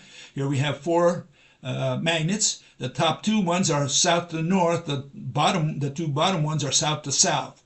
Okay, what is going to happen to the bottom ones? They're going to push each other away. Why? Because you can see what's happening to the walls of threads. They're coming against each other. The top ones are going in the same direction, and so when one comes down, the other one comes up. You got gazillions of these walls of threads. You can think of it like I call it the riverboat. The paddles of a riverboat. They're moving around and they're encountering the paddles of another riverboat. Okay, and what are you going to do? Well, if they're going in the same direction, they're going to kind of attract each other. Okay, that's the idea. So just looking at the mechanism for now, okay? And here you have it with a couple of magnets. You have one magnet on the right, another magnet on the left, and you can see what's happening to the walls. When one comes up, the other one comes down, and that's where the attraction occurs, the one on the top. The one on the bottom, they're just hitting each other away because they're north to north or south to south.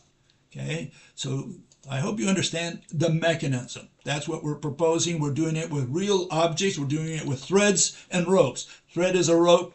Thread is an object. A rope is an object. Okay, and people say, well, it's a concept. It's an abstraction. No, no, no, no. It's a real physical object that Mother Nature uses. It's just something we cannot see or touch. Not because of that is it abstract or it doesn't exist. It's there. Why? Because it's a real thread.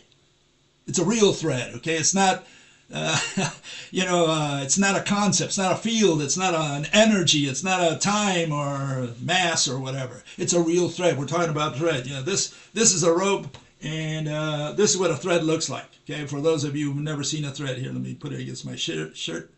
Okay, that's a thread. We're saying that's what it is. It's a real thread that Mother Nature uses to do these things, because we're giving you a physical interpretation. Hopefully Mother Nature doesn't use black magic. She uses real physical objects. Threads are objects.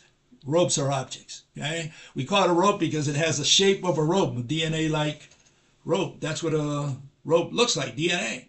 And that's where probably the DNA got its idea from the rope. It's imitating the mediator of light. That's why everything, like collagen and so on, they're long strands. They're all long strands. And no one figured this out in 100. I mean, you don't have to believe it, but that no one ever proposed it. That's what's so strange. And again, they didn't propose it because they never defined the word object. They always thought an object is what you can see or touch. And no, that's not what an object is. An object is that which has shape. Not all objects can be seen. Air, for example. Not all objects can be touched. Like, the Klingons' chair over there at the other side of the universe. I can't touch it or see it, for that matter. Does that mean it's not an object until I do? Until I go there and touch it, then it becomes an object? Then it exists? Okay, so here we have, again, axle and rod. They're going to sit on top of the magnet so you can see what's happening. When it's facing south to south, they push each other away. Now you have north to south. We're going to put the magnets closer together. You'll see what's happening to the ropes. They kind of latch onto each other. And if you switch them around like that, still nothing, they still attract. Only when you switch them around 180 degrees, one of them, right? Here goes south to south, right? Only then do you have, repulsion. So it's a very simple mechanism. We have north-south attraction, right? You switch it up, down, and nothing changes because, you'll see it now in a second here. We'll switch them around, and you still have red on the opposite side of red from the edge. But now if you turn it around 180 degrees, now you have south against south, and look at the motion of the rope, it clashes. So that gives you an idea why magnets attract and repel. And again, we're looking at the mechanism. We're doing it with physical objects, threads, right? Not ropes, by the way. Again, one more time. I use the rope only because it's a skipping rope, right? But we're talking about threads, okay? The threads come out of the atoms and the ropes that interconnect them, and they swing around when the atoms twirl in situ, doing their electricity. Okay, the atoms do electricity, the threads do magnetism. Okay, magnetic field.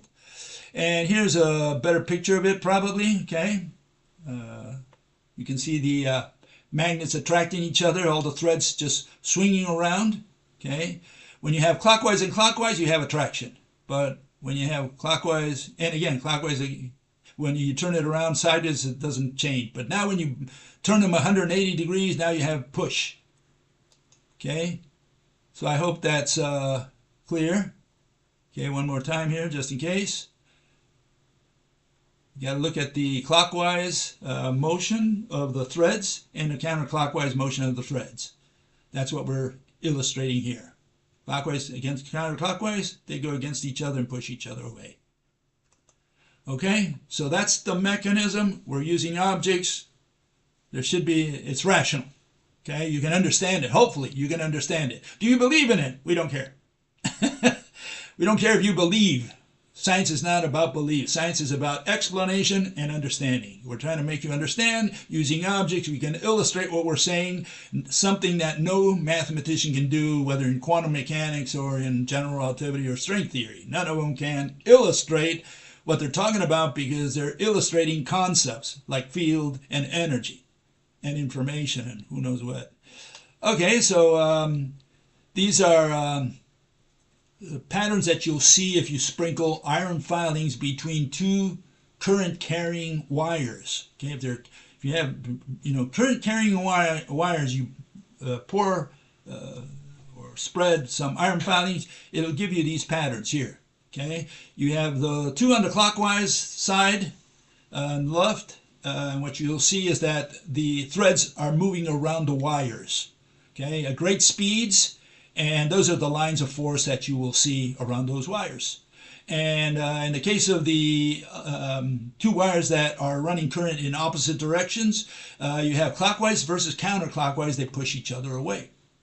Okay? And that's the patterns that they leave. You know, you see these figure 8 on the left-hand side, but you don't see the figure 8 really on the right-hand side. You see them pushing each other away.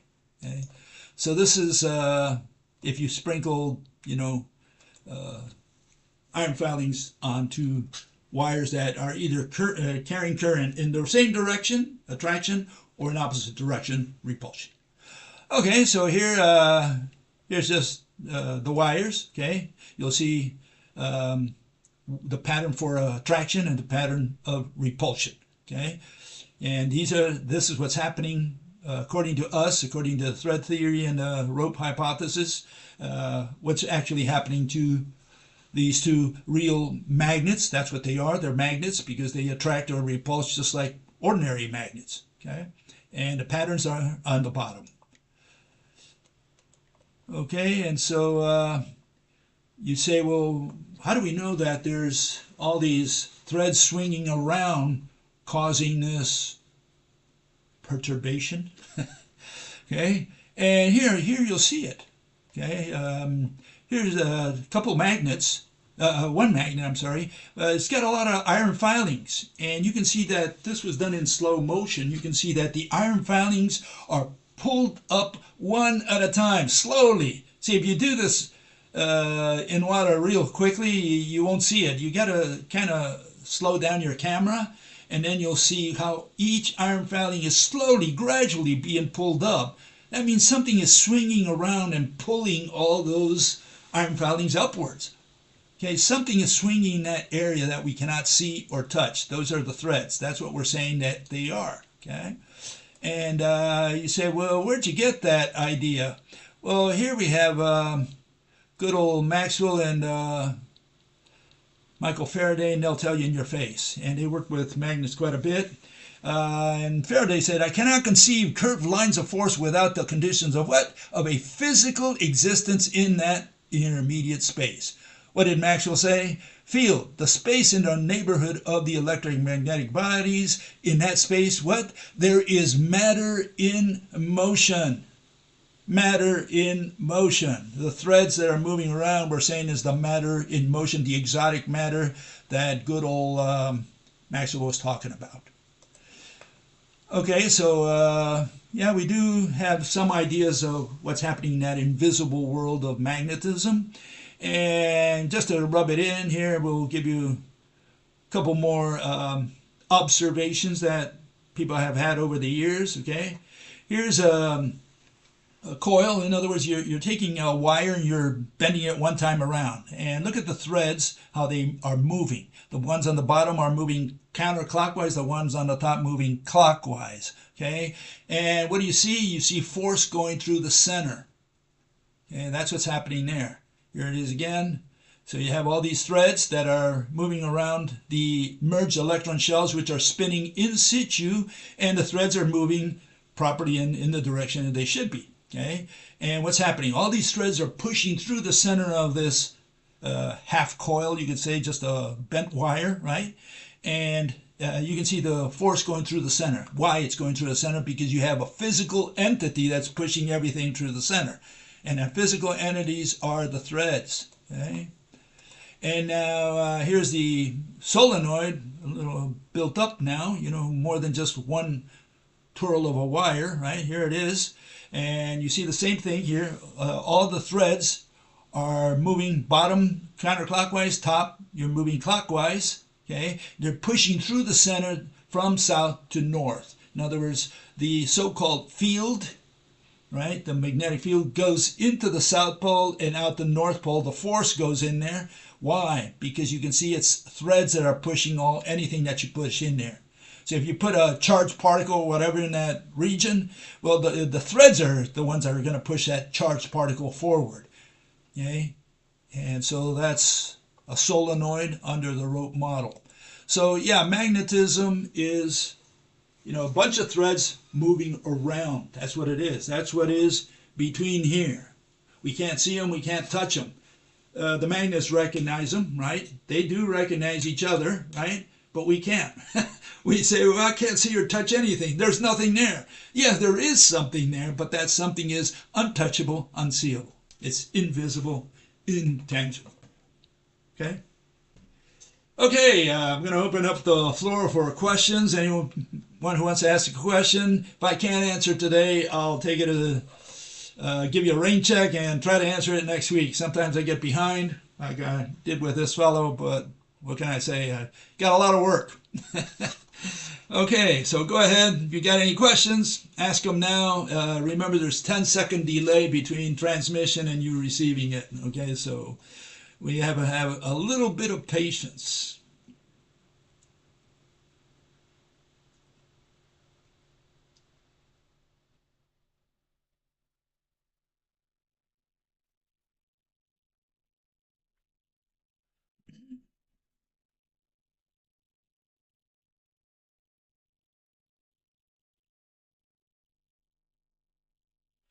Why can't we touch the ropes between two magnets? Because there's several questions. There's several answers to that. Okay, it's a long answer. The first one is no one in the last 10,000 years defined the word object. No one knows what a thing is, either in science, in physics, in philosophy, in the streets. No one has any idea what an object is. An object is not that which you can see or touch. So this is the first answer. So you're expecting to see and touch something which is unseeable, untouchable. That's the first answer. The second answer is that touch is an emergent property. You get touch when you have an atom. Why? Because here's the surface of an atom. Looks like a ball of yarn, right? Okay. So there's your ball of yarn. That's what atom looks like. What do you see? You see aggregation of gazillions of threads. Only then do you have touch that we can touch, humans, right? We have atoms here that are made like this. The surface is made like that. So now you have surface against surface. But until you have gazillions of threads, you don't have touch. Okay? And the same thing with magnets. Okay? Magnets, you have these walls that are swinging at great speeds. They're going through each other, but there's a very light friction, a mother's nature's level friction. Okay? So for us, we need atoms, and we don't have atoms here. We have just threads that are swinging at great speeds. So we can't touch those. We can touch atoms. I can touch the chair. Why? Because it's made out of atoms, and you have, surface against surface. That's what you have.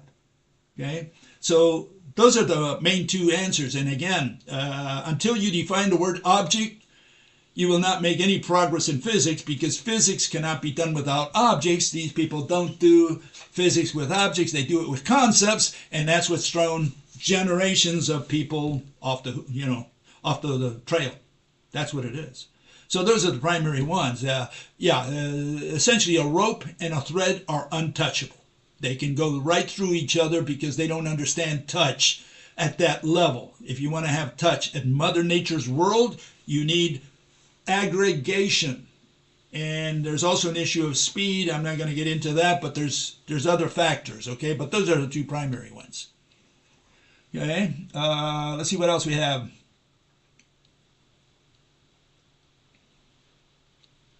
No, the question is, are the threads like mini ropes? No, let's make sure we understand.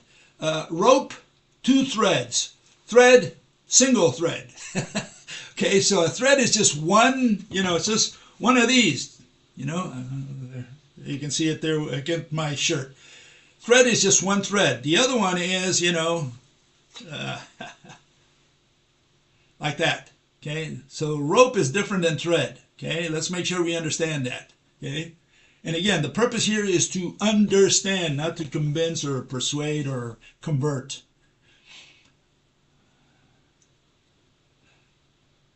Okay, fellow says, your jump rope analogy doesn't work, okay? The rope should tangle up. Yeah, again, talking about C-touch. As long as you talk about tangling, you haven't understood squat, okay?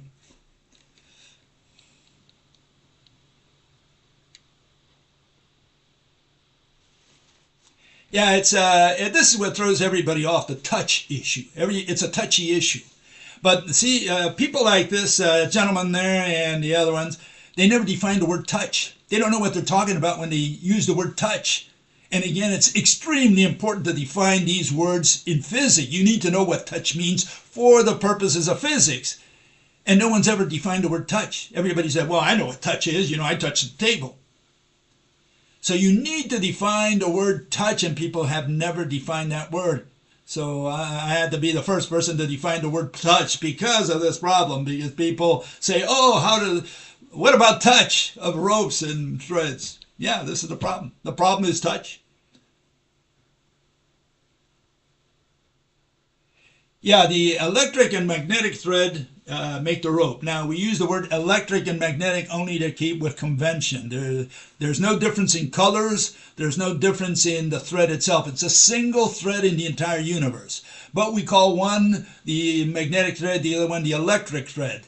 The magnetic thread arbitrarily is the one that we say is the one that winds around and forms the electron shell that encapsulates the proton star, which is made of electric threads. Arbitrarily, again, we could have called them X and Y.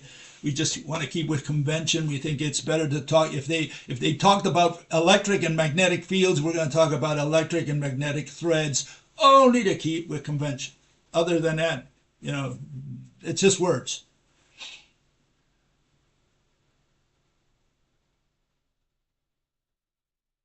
Well, the kind of thing, yeah, they are things. Okay, a thread is a thing. This is a thing. Thread is a thing. Okay, a rope is a thing. This is a thing. Okay, and what I'm saying is this is a representation, just an architectural, a structural representation of what we think Mother Nature runs her universe with. She runs it with this, according to our theory, right? She runs it with a physical object, not with concepts invented by man like field and energy. It runs it with a physical object. You need objects to do physics. And one thing that you will never have an explanation to from the establishment, from the mathematical establishment, is the force of pull, the force of attraction. Look it up anywhere you want. See if you find attraction anywhere in mathematics, in the religion of mathematics, or even the dissidents. Go to the electric universe, go to the ethers, go to the flat earthers. How do they produce pull? The only way you're going to produce pull is with an elongated object that extends from one object to the other. That's the only way. You want to pull on a horse, you can't do it with stones. You can't do it with rocks. You need to put a rope around its neck and then pull on it. Then you can understand pull. If you're going to throw rocks, you say, well, how did you pull on the donkey? Well, I did it by throwing rocks at it. Maybe you can pull on a lion like that. Lion will come towards you, but not a donkey. Okay, let's see.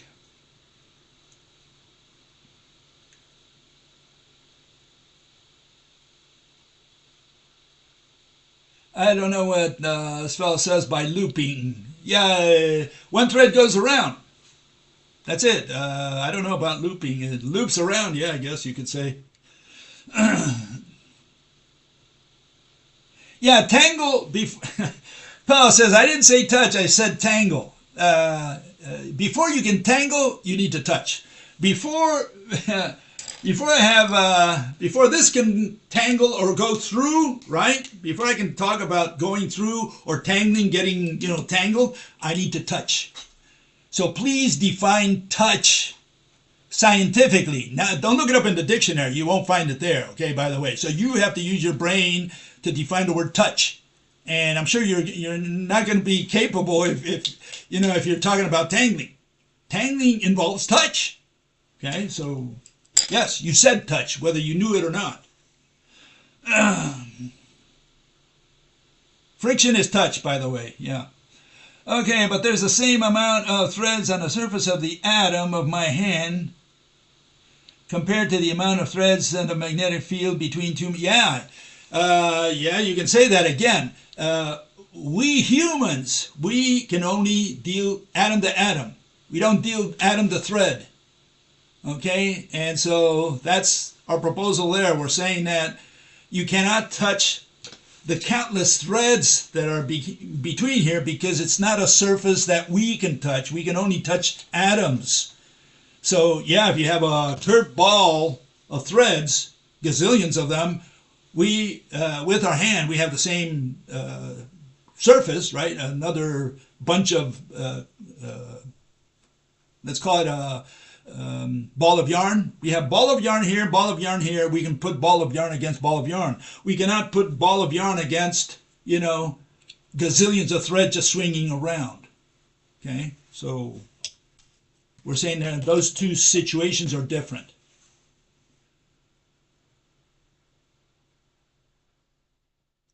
No. Fellow says, for me, touch would be a force thing, skin on skin. No, skin on skin is not touch. That's touch in ordinary speech. That's what we all have in our minds. We say, well, I can touch the table. I have skin against wood. That's not touch. Not in physics. You haven't touched. Let me tell you why you haven't touched. Okay? You have to understand why you haven't touched the table. We cannot touch anything. We don't touch table. We don't touch the wall. We don't touch finger against finger. Because here, I'm going to touch finger to finger, okay? Listen carefully now, okay? I'm going to touch my finger as hard as I can. Have they become one? Have the skin here become one with the skin there? Is there zero distance between them? Or is there still space separating these two fingers? That's the issue.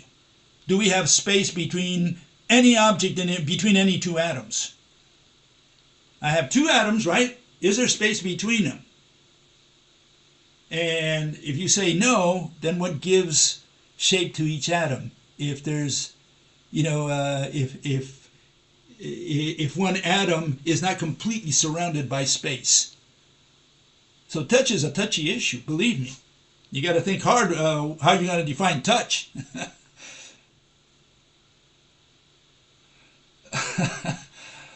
Touch refers to a point where two or more strands of a rope, cord, or other inflatable material intersect or cross over each other.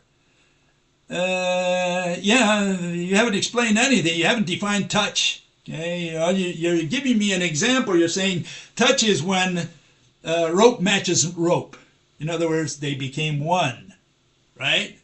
That's what touch is. That's the tangling. That's the touching, the crossing across one another. Are we saying that when they meet, they superimpose? Is that what we're saying? And they become one at that location? They melted into each other like water going through water. Did they melt for a second there and say, oh, that's just water? We have the water here against the water here. The water goes through water, right? And for a split second, they were just water. One water. Okay? You got to really think about this a little more, okay? I know you're improvising, but you're going to have to really sit down and think about touch. It's a touchy issue.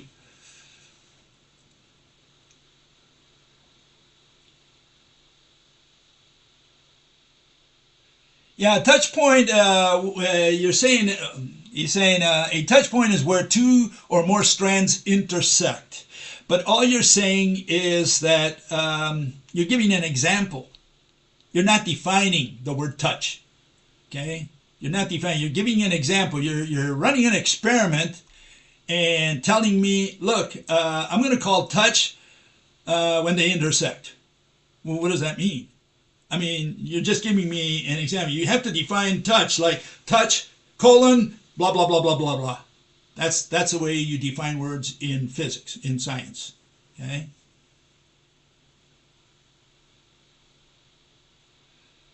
Knotting. The touch point can lead to a knot or a tangle, depending on the way the strands intersect. Well, again, tangle, you shouldn't bring the word tangle yet because tangle is preceded by touch. Okay, let's talk about touch. Don't bring the word tangle or crossing across, right? Going across. It's got to be touch. Let's define touch. We need to know what touch means. Yeah, he says understanding touch points is essential for untangling and knot tying as it helps to identify the source of the knot and how to address it. You're confusing the world of ours, our macro world, with the world of Mother Nature's. We have to look at Mother Nature, what she's doing in her invisible, intangible world, and how she produces touch at her level, not at our level, not at what we're used to. So forget about our notion of touch. Okay, this has to be an ideal situation if we're going to understand Mother Nature, because Mother Nature runs a different shop than our macro world. Okay, we have to at least concede that. Okay.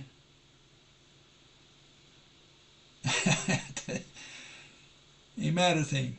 Well, anyways, all I can say is work on touch. It's not as easy. I know you guys are improvising. That's good. I mean, if you rattled your brain a little bit, then I think you're thinking, and that's good. But it's a touchy issue, believe me. Touch, you have to address touch before you address crossing, going across, or tangling, right? What is touch?